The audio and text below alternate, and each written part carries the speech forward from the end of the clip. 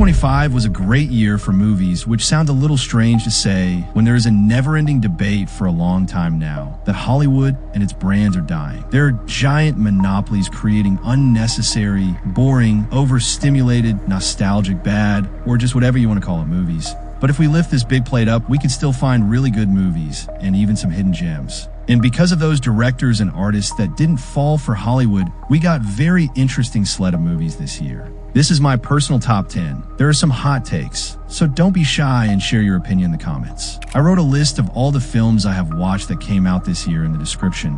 It's a bit over 70 of them, and I still haven't seen some of the major films, so don't be mad at me.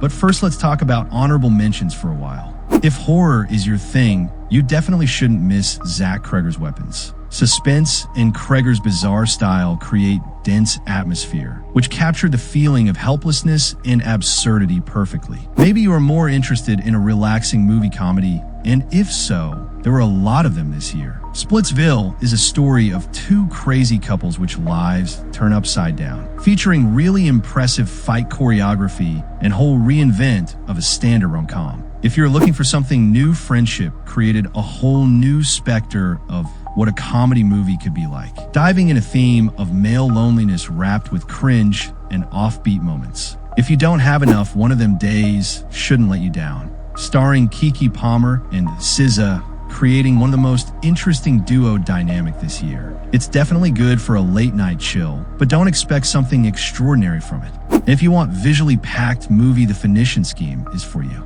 Those set designs are made with precision and creativity. If you like something new a little bit and not the same jokes over and over again, and don't mind bizarre, sometimes unrealistic scenarios, you will enjoy this one. If you're more of a drama person, then Sentimental Value nor Jay Kelly won't be a bad pick. Both are stories about a father-director/actor at the end of their career, looking back at their lives and setting things right, especially with their daughters. Both are thematically rich with deep characters and their development. I personally like more Sentimental Value, reminding me of Lost in translation at times and being more personal and moving. On the other hand, Jay Kelly tries to explore more themes, not giving one full space, and sometimes killing dramatic scenes with comedy. If you like something from real life, then you can't miss Smashing Machine, first Benny Safdie movie, after he split with his brother, telling a story about a real-life American martial artist Mark Kerr. It has very serious tone and dark themes of fame, featuring one of the best acting by male this year by Dwayne Johnson,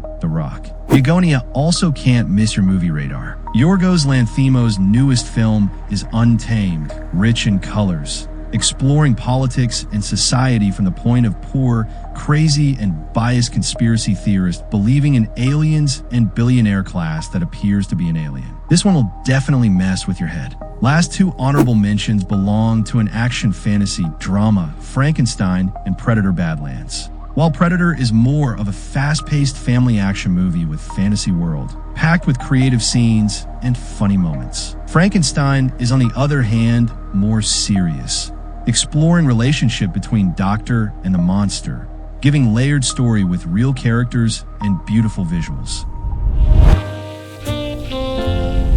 A story of a mother, Linda, with absent husband taking care of her ill child while her life is crashing down around her. It is hectic, stressful, and intimate, leaving you exhausted and broken. The concept can seem not intriguing or hard to empathize with the characters, but that's totally wrong.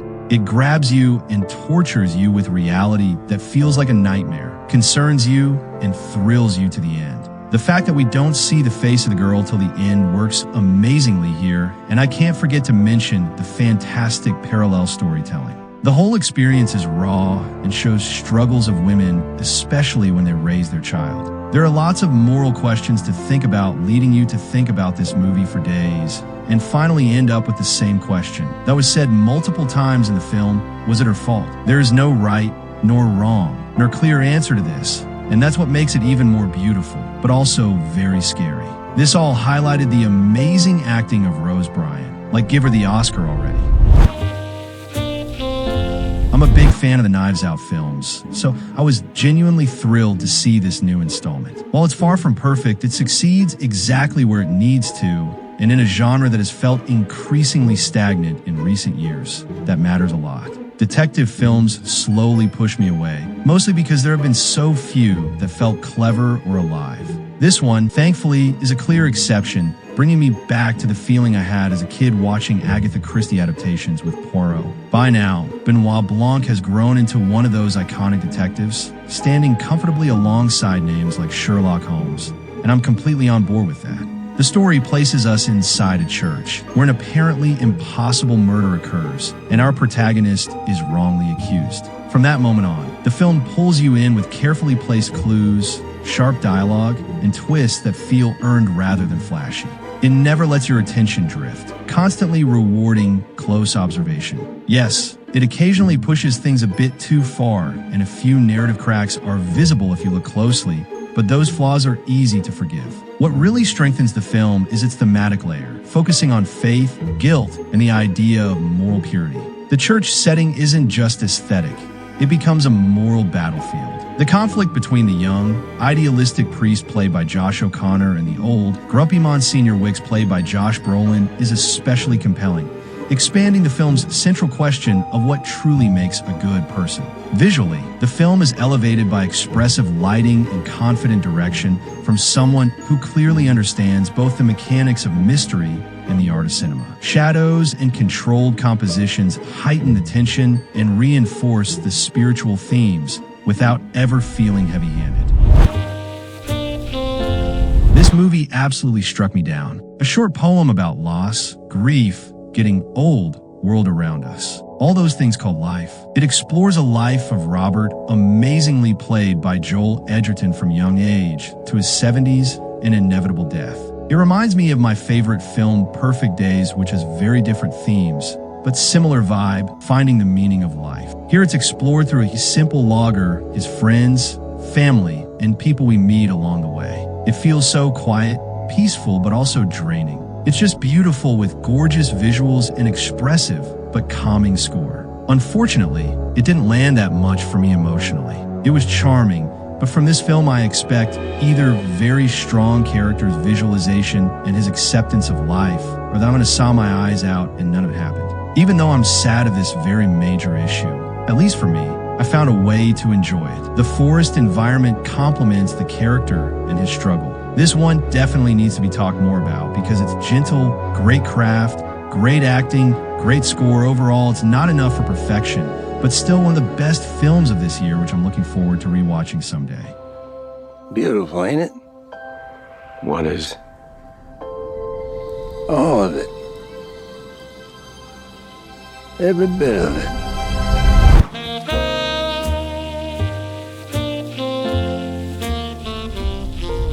I like to think I watch way too many movies, but no other choice really had things I've never seen elsewhere. The transitions, the camera angles, and the perfect blend of humor and suspense, all while staying oddly relevant, was insane to watch. Dark and funny, but also a very depressing look at the dangers of capitalism. It is a surprisingly confident thriller drama that stands on strong performances, a tight atmosphere, and an unexpectedly generous dose of humor. Even though it's primarily a tense, suspense-driven film, the director skillfully weaves in comedic moments that never feel out of place. In fact, some scenes are genuinely very funny, giving the film a distinct tone that blends tension with sharp, well-timed levity. The cinematography and soundtrack support this perfectly.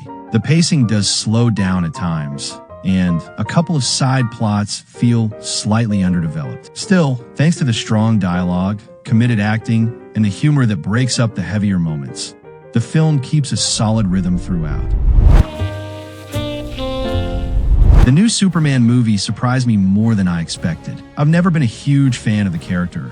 His near-godlike, unstoppable power always made him feel distant and hard to connect to, but this film finally made Superman feel human. I really liked it, not because it reinvents the wheel, but because it reframes it through vulnerability rather than dominance. This is a Superman who doubts, feels overwhelmed, and carries the emotional weight of being more than human in a very human way. The film moves like a roller coaster, balancing sincere, grounded emotion with large-scale action that never feels like empty noise. The action works because it's motivated by character rather than spectacle, and the quieter moments are allowed to breathe, letting relationships and moral tension take center stage. Visually, it's confident and clean, favoring strong compositions and hopeful imagery over grim excess. The cast elevates everything. Clark feels restrained yet expressive. Lois brings sharp emotional intelligence. And Lex Luthor is easily the standout as a perfect rage machine, simmering with obsession and bitterness, more terrifying in his control than in outright chaos. The film's themes circle around identity, responsibility, and the cost of choosing kindness in a world that often punishes it. It asks whether being powerful means ruling, hiding, or serving. That said, the film isn't flawless. At times it feels a bit too eager to reassure the audience, and some storylines feel slightly unfinished, as if they're reaching for something deeper, but stop just short. Still, those imperfections are easy to forgive. By the end, I found myself smiling, genuinely moved, and more connected to Superman than ever before. 28 years later feels less like a sequel and more like a reckoning. I really love Not because it escalates the chaos of the earlier films, but because it understands that time itself is the most terrifying virus. This isn't just a story about survival anymore. It's about what remains of people after decades of fear, violence, and forced adaptation. There's constant emotional exhaustion embedded in the film, as if the world is simply too tired to scream. What truly elevates it, though, is the choice to shoot large portions on iPhones. It becomes part of the language of the film. The images feel raw, immediate, and unsettlingly intimate, blurring the line between cinema and memory. Grain, blown highlights, unstable framing. All of it enhances the sense that this world is barely holding itself together. At times, the visuals are hauntingly beautiful.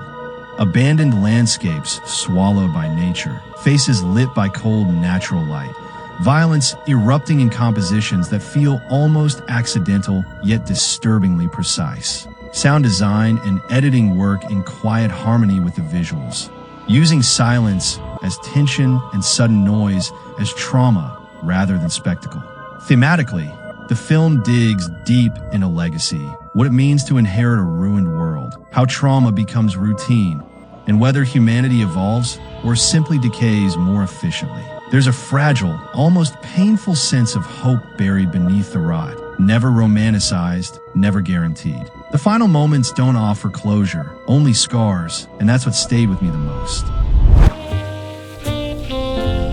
In an era where horror films often feel like interchangeable copy-paste exercises built around cheap jump scares, the Filippo brothers deliver something genuinely unsettling with Bring Her Back. This film didn't just leave my stomach turned upside down, it left me emotionally wrecked. From the very beginning, there's an overwhelming sense of dread that never fully releases its grip, creating tension that feels suffocating rather than explosive. What makes the film so effective is its commitment to atmosphere and emotional cruelty. The horror isn't rushed or flashy. It slowly seeps in, feeding on grief, guilt, and desperation. The story is deceptively simple, yet layered with psychological weight, forcing you to sit with the character's pain rather than escape it. When the film does shock you, it feels earned, not as a reflex, but as a consequence. Visually, the film leans into discomfort. The camera lingers just a little too long, framing bodies and spaces in ways that feel invasive, almost wrong. Sound design plays a crucial role here as well, often replacing music with silence or distant, distorted noise, making even the quietest moments unbearable. The Filippo brothers show a clear understanding of restraint, trusting mood and performance over spectacle. By the time the credits roll, Bring Her Back feels less like a horror movie and more like an emotional endurance test. A Czech movie inspired by a real event of abuse. A lot of people underrate this film, saying it's disgusting and hate the character of it. I couldn't agree more, but that's the point. The film isn't comfort watch. It's to raise awareness and show disturbing truth of real-life scenarios, and it's sad, and I can't blame anyone for hating it. But sadly, this can happen. I'm not here to judge how real it is or not. Every healthy person should know that what is happening here is just sick, but I think it explores the themes with sensitivity. It is disturbing, but made with both sided view from Carolina and Vit, and you can slowly see the inevitable end. In the film perspective, the director Andrei Provaznik did an excellent job. Visuals are nice to look at, script is great, and story is evolving with tense. Like my heart stopped beating at the beginning and started again after the end. For an ordinary person, it can seem boring due to slower pace. But for me, it was just perfect. I would even add a few extra minutes to explore the aftermath, psychological impact on the characters and their private lives. Speaking of them, every character is just amazingly written with depth and layered personality. It was extremely fresh to see new actors and faces on the screen, and their fabulous performances just made me proud of them. I can confidently say that I'm happy to be Czech, and after so many years and not so good cinematography, see something that moved me, and not only that, but is also a great film, if not the best in the past decade. Jsme tady neměli takový hlas, jako máš ty. Fakt? Jsi skvělá.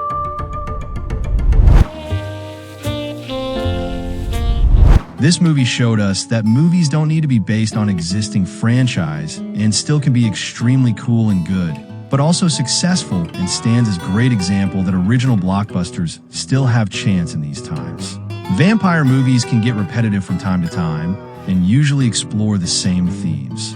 Fortunately, the director Ryan Coogler follows the tradition of vampire movies and still gives it a fresh perspective that sucks the viewer in. This movie also explores themes of spirituality, traditions, and cultural appropriation meeting with history of black culture, all mixed into an atmospheric experience followed by phenomenal music. Speaking of music, soundtracks are definitely highlights of the movie, always mixing powerful imagery with blaring and mesmerizing jazz music.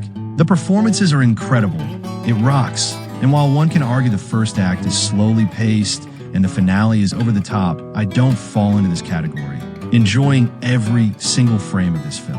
And even if the story wouldn't get you as much as me, at least the cinematography is beautiful to look at.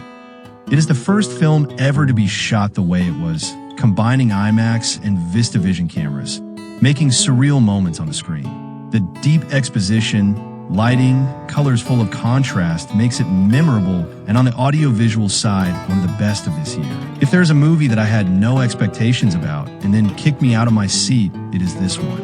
Yeah, if you think I'm glazing at this movie too much, it's for a reason, but even this kind of love towards this movie didn't stand a chance on the best one so far.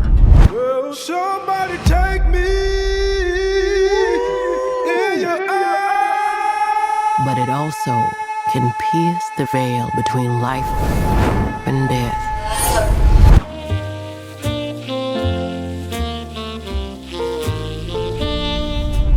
My favorite, and in my opinion, the best film of the year is Paul Thomas Anderson's absurdist political thriller One Battle After Another.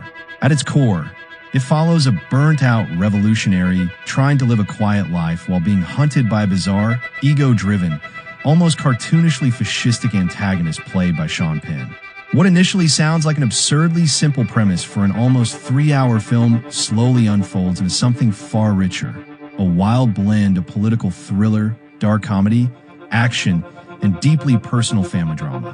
What I truly love about this film is its raw energy. Every scene feels alive, restless, and unpredictable, yet strangely grounded. PDA's character writing is at its absolute peak here. Messy, contradictory people who feel painfully real. Information is revealed gently, almost casually, but always with momentum. So you're never bored. Instead, you're constantly pulled deeper into their emotional and ideological chaos. The film's technical side is just as overwhelming. It's paired with the best score of the year, which plays a massive role in shaping the pacing and emotional rhythm of the film, combined with intentionally messy, almost reckless cinematography. The result is something hypnotic. Every frame feels accidental and perfectly composed at the same time. It's chaotic, beautiful, and completely unique. It almost feels pointless to list how perfectly shot, edited, lit, written, and directed this film is, but I have to single out the final sequence. The ending car chase is easily one of the best of all time, stretching tension to an almost unbearable level. I genuinely felt my heartbeat in my throat the entire time. The casting is unreal. Sean Penn delivers one of the most disturbing portrayals of an egoistic, horny, ambitious, and deeply selfish soldier I've ever seen. Leonardo DiCaprio is incredible as a burnt-out, drug-addicted father with a revolutionary past, while Chase Infinity's debut as a stubborn daughter perfectly captures Gen Z, both its strengths and its contradictions. Huge credit also goes to Teyana Taylor, Regina Hall, and my personal favorite character, the sensei played by Benicio del Toro. I could keep going, but it would just be praise after praise. So instead of reading this or watching more YouTube essays, just go watch the film. No fear, just like Tom Cruise. These are my favorite movies of 2025. Let me know your thoughts and opinions and your favorites. I will be glad to read them all. And I guess this is the end, so see you soon. Take care and enjoy the year of 2026.